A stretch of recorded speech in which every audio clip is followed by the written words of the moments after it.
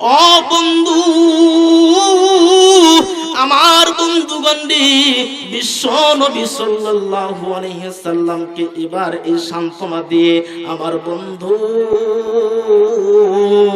কোরআনের আয়াত নাযিল করে দেন। আমার আল্লাহ রাব্বুল আলামিন জিবরাইলকে ডাক দিয়ে বলেন, ও জিবরাইল, যার জন্য আমি আসমান জমিন সবকিছু সৃষ্টি করলাম, জিবরাইল রে,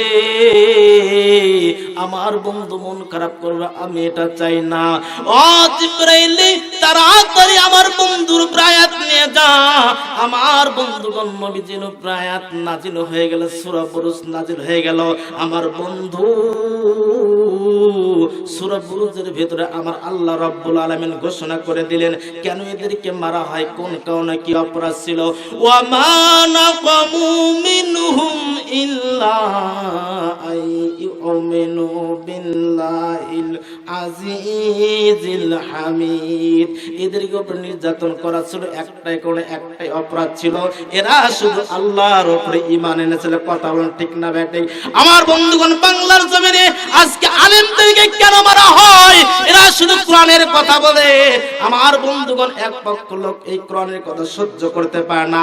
আজকে যারা কোরআনের কথা সহ্য করতে পারে না, তারাই তো আজকে কোরআনের মাহফিল বন্ধ করে দেয়। ঠিক না বেঠিক? বিশ্ব নবী সাল্লাল্লাহু আলাইহি সাল্লামের উপরে যখন কোরআন আয়াত নাযিল হচ্ছে, একদল কাফেরা, বামপন্থী, কোরআন বিরোধী, আবু জেহেল মার্কার দল, যারা কোরআন সহ্য করতে পারে না, হুজুর দেখলে খালি কয় ধরো, কি হুজুর দেখলেই কয় ধরো, সেই সমস্ত লোক কি করলো?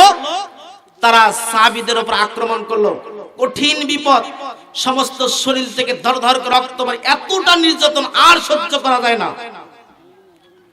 সেই মধ্যে বিশ্বনবী সাল্লাল্লাহু আলাইহি সাল্লামের উপরে শুধুমাত্র আজকে এই অভিযোগ, কাল এই অভিযোগ, আসক সাহাবীক মারছে, এই কঠিন বিপদ।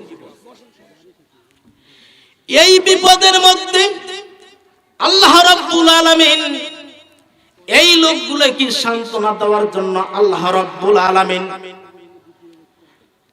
কোরআনুল কারীমের ভিতরে 30 পারার মধ্যে আল্লাহ রাব্বুল আলামিন সূরাতুল বুরুজ নাযিল করে দিয়ে বিশ্ব নবীকে সান্ত্বনা দিয়ে দিলেন, ইয়া রাসূলুল্লাহ, ইয়া হাবিবাল্লাহ, হুজুর আপনি টেনশন করবেন না। এইটা শুধু নির্যাতন আপনার জীবনে নাই, পূর্বেও এই নির্যাতন এসেছিল। হযরত নূহ আলাইহিস সালাম যখন কালিমার দাওয়াত দেওয়া শুরু করে দিলেন, কাফেরেরা এবার নূহ আলাইহিস সালামের শরীরের উপর আঘাত করলো। ভাই রে, নূহ আলাইহিস সালামের উপরে এমন আঘাত করলো, চতুর্দিক দিয়ে পাথর নিক্ষেপ করা শুরু করে দিল।